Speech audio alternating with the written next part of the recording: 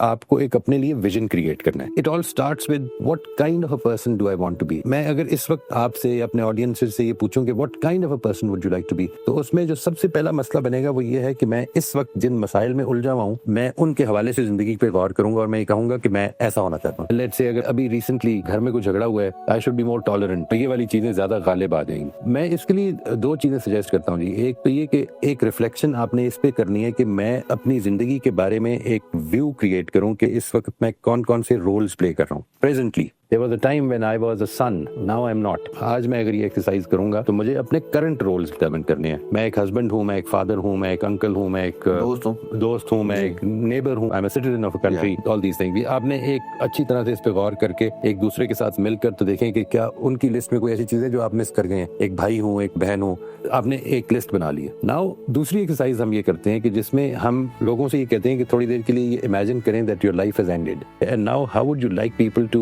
remember you. It is not about how people will remember you, but how would you like them to remember you in all these roles. اس میں آپ نے اب لکھنا شروع کر دیا جی. For every role you want to write کہ میں یہ چاہتا ہوں کہ یہ لوگ مجھے اس طرح یاد کریں, اس طرح یاد کریں, اس طرح یاد کریں, وہ ساری چیزیں جمع کر کے. Now the third point is کہ ہم نے ان چیزوں کو سامنے رکھ کر ان کو کنیکٹ کرنا ہے with the principles جو ہم نے پہلے لسٹ دے دی ہے کہ یہ یونیورسل پرنسپل ہیں. مثال کے طور پر I want my children to say that our father was a good listener.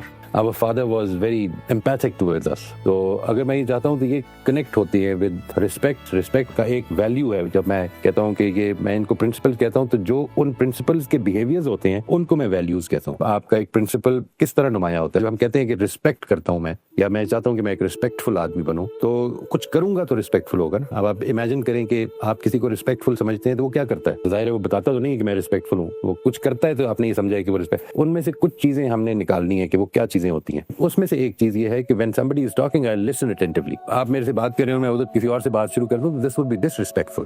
اب اگلی سٹیج یہ ہے کہ اب ہم اس زندگی کو شروع کرنا چاہتے ہیں. یہ دن جو جس کا ہم نے امیجن کیا کہ I would like people who are related to me in these roles they should remember me in this way. تو اب let's start taking those steps.